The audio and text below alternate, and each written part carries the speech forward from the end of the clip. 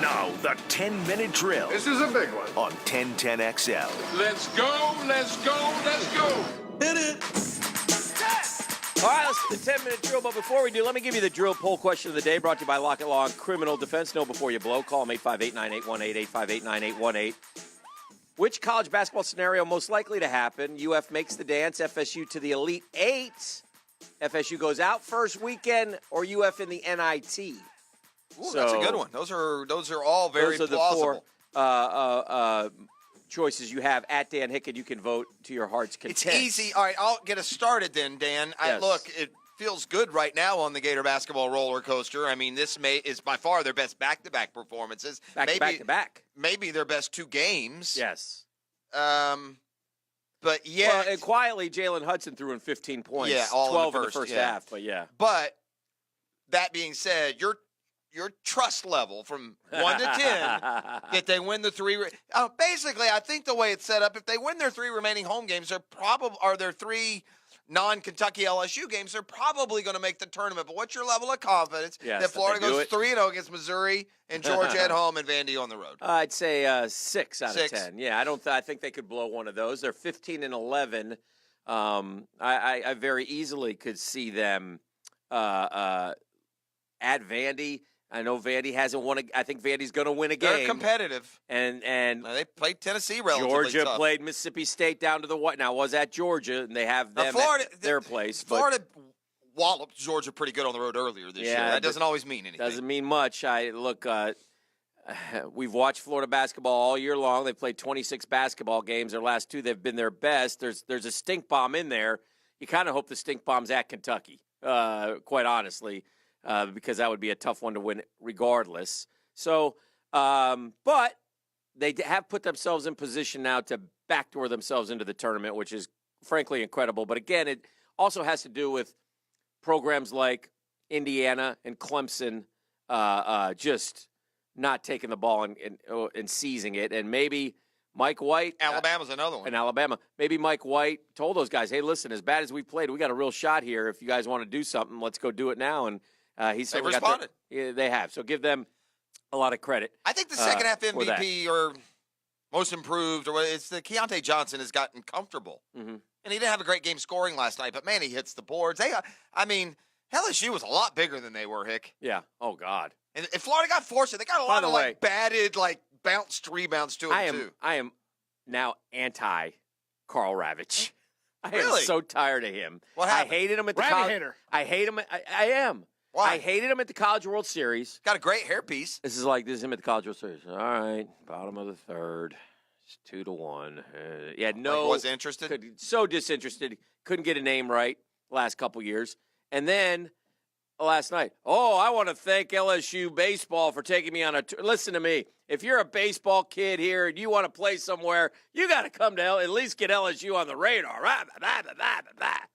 Shut up. Do a little shilling for LSU. Bothered you. It bothered me. Anyway, Jeff, one of the biggest sports nights maybe in JU history last night. So a shout-out to Dolphinland as – Didn't go so well. No, but nonetheless – It's not dolphin-free tune over there. Nonetheless, you had Florida softball in, who was like third or fourth ranked in the country. What was that score? You had FSU baseball. That's a rain out.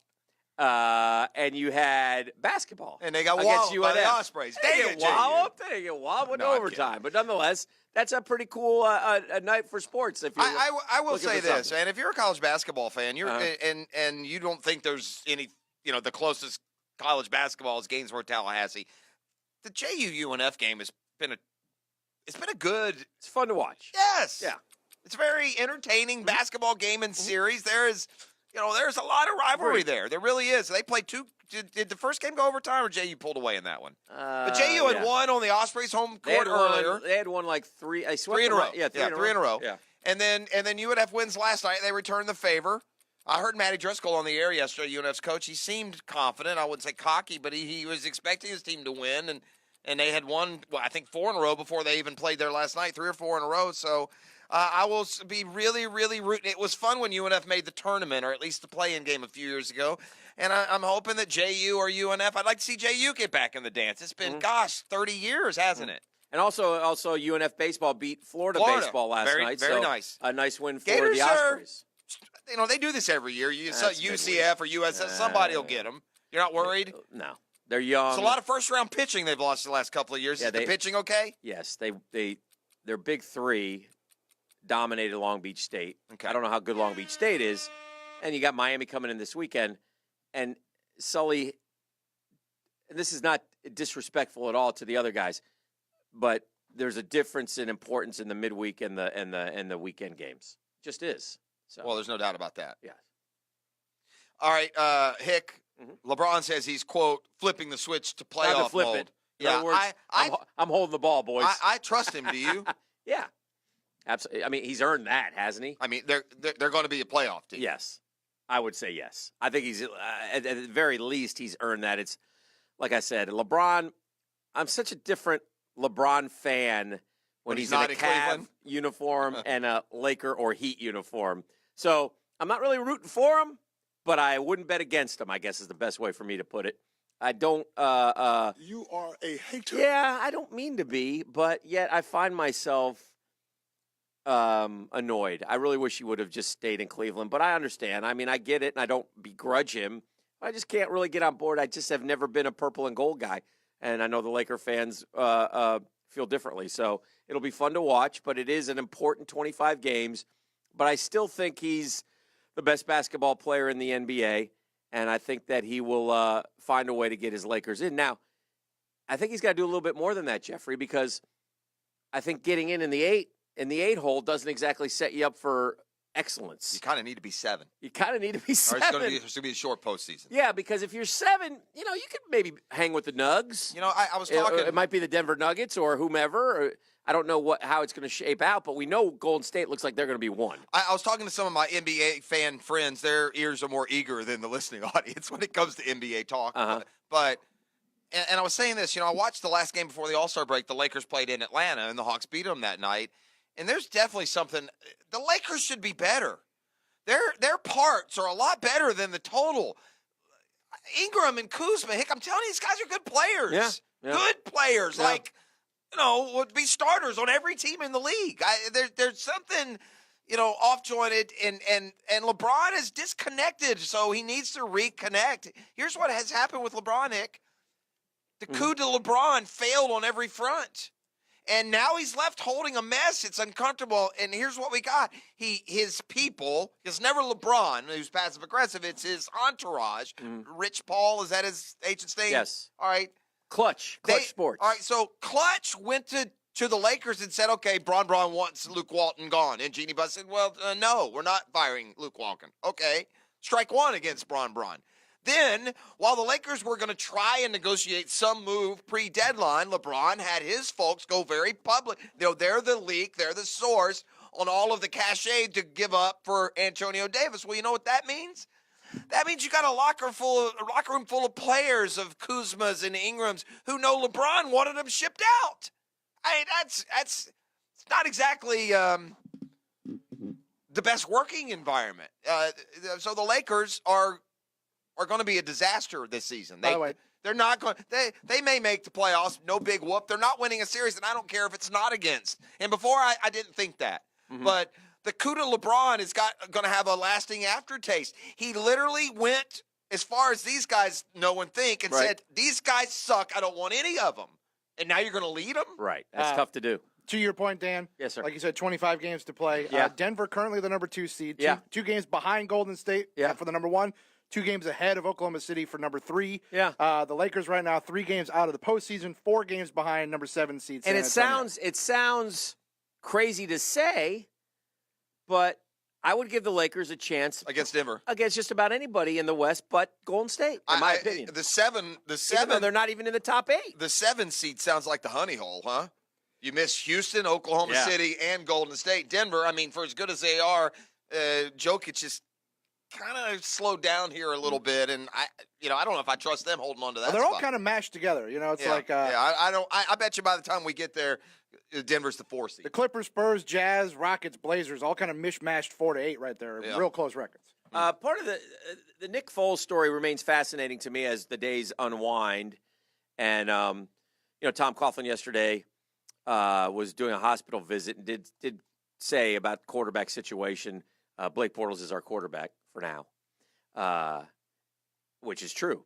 But I don't know if I don't know if I say that, even though it's true. yeah, I'd rather no comment than. Yeah, well, It's easy to misinterpret if you're not. Yeah, you. Well, I think that's what we're here for. Okay. For now. Why wouldn't Nick Foles fight the tag? There are stories out there that the CBA, there's a clause in it that he can fight it, right? We've talked about that for the last couple weeks. And all Adam Schnipner said was... I believe it's Schefter. I'm sorry, what? Adam Schefter. Adam Schechter said, I can tell you this. I don't know the exact reasoning. I can't speak at length, but I was told flat out that is false. False. If the Eagles want to use their franchise tag on Nick Foles with the sole intent of trying to trade him, they can, okay? So I don't know how it plays out. We're going to see here, but that's not going to inhibit their decision, I don't believe. He didn't really have any reasoning why. He was just told it was false, and he believes whoever told him, his source. So we shall see. Conversely, the Steelers are smart with the Le'Veon Bell situation because they'll get a nice compensatory pick from the league by not putting the tag on Le'Veon Bell again, which would this time be a transition tag. But and if someone matched, or if the Steelers didn't match the offer, which they wouldn't, then they would get nothing. So in this scenario, at least the Steelers get something for Le'Veon Bell.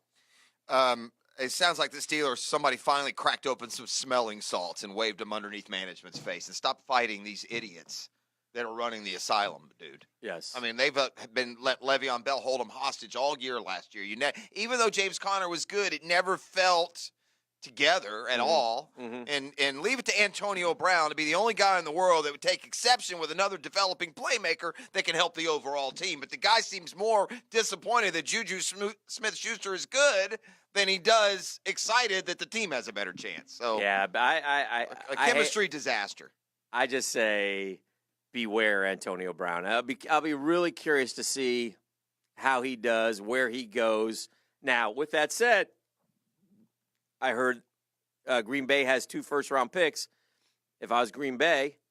Can you see Aaron Rodgers and Antonio Brown getting along? But you can't see Antonio Brown getting along. Antonio Brown would be better off going to bad team with good quarterback where he can catch 150 balls because he doesn't care if they win or lose. At least that's the impression that you get. Yeah. Bad team, good quarterback don't exist very well, that's true. many places. It's hard to find bad team, good quarterback, but maybe bad team, maybe bad team, young quarterback. Anyone who would want to rely on Antonio Brown and make him the focal point of an offense where he can catch 150 balls and they can go 7-9. Every day he just gets a little loonier. I mean, he'd be fine with it. And the Steelers are right. Every time you hit social media, Antonio, you're killing your trade value. Yeah, stop doing that. Just stop it. All right, I want to, at one point this morning, address all 5 of these, but oh dear. ESPN is doing its tour to divisions, and in this case, Yes. Bill Barnwell Yes. is identifying 5, off-season objectives for every team in football, but today it's every team in the AFC South. I'm ready. I mean, number one is just such an obvious, right? What's the number one thing the Jaguars need to do? I don't care if you ask me, you, Doc Murphy, the man in the moon. Right, move on at quarterback, right? But,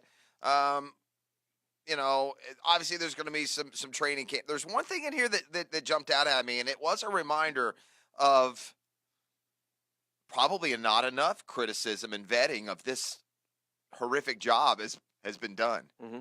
And he says, in bold capitally, don't do anything drastic at running back. And the reason is during Dave Caldwell's, and this is his writing, during Dave Caldwell's run as Jack's general manager, he's repeatedly attempted to solve his running back conundrum by throwing more and more resources at the position, and he's gotten no results. And as you forget, but as a reminder, it starts Toby Gerhart, 10.5, bust. Then you use the 36th pick on T.J. Yeldon, while guys like David Johnson go 2 years later. T.J. Yeldon, a waste of a draft pick for the most part. Mm-hmm. Then don't forget, he went and gave 5 years, $32 million to Chris Ivory, who's no longer with the team. Yeah, we've missed on the running backs. One after the other. So, what would you suggest be done? He suggests getting rid of Carlos Hyde and saving the money for somewhere else. I would do that. I'm fine with that. I'd draft a guy and get a free agent like round guy. 3 or 4 or something. Yeah, again, I'm revamping the offense. I'm redoing the offense. I'm getting Benny Snell or your guy who you love from Oklahoma. Yeah, Rodney Anderson. Yeah. Elijah Holyfield, some guy some guy I watched run between tackles in college with some success, who can fit into what we're trying to do and not be, and be a later pick. I mean, I'm still I want nothing. I want quarterback, tight end, offensive line. And running back. wide Late. receiver, running back. Yeah. Sort of Be in that. interested to see how, and because it certainly seems like they're going to be quiet as church mice in free agency. Yes. Doesn't it? Right? I mean, is that where you want to go? Give a lot of veteran money to one guy? I don't think so. Other than quarterback, perhaps. Yeah. So anyway, all right. Let's do one more note real quick. Let's shout out to St. John's Country Day. They won the 8 girls. straight. Yeah, soccer, and Bowles also won. Yeah, Bowles and girls. our friend, the Candelino's I saw daughter, that. Olivia. Is she a senior this year? I don't think she is. Or is she? I think she. Well, I know she's going to Auburn. Yeah, I know that. She's been going to Auburn since she was like 8, so Yeah. she's a really good player. So Where did that come from? what do you mean? Like the Auburn love, just from camps, or do you know? Have you talked to them? Oh, I talked to him. I but mean, Auburn's not a soccer. Are they a soccer power? I don't think. Again, yeah, I don't know. Well, I mean, you're kind of the king of those sports these Yeah, days, so yeah, I gotta run them by you. Yeah, congratulations. I don't know. Yeah, It's I got you. D1. She can really run, Sure. and she's off there. They have a lot of good players, and I think I Bowles just at know St. her mom went to Florida. I'm just wondering what's happening there.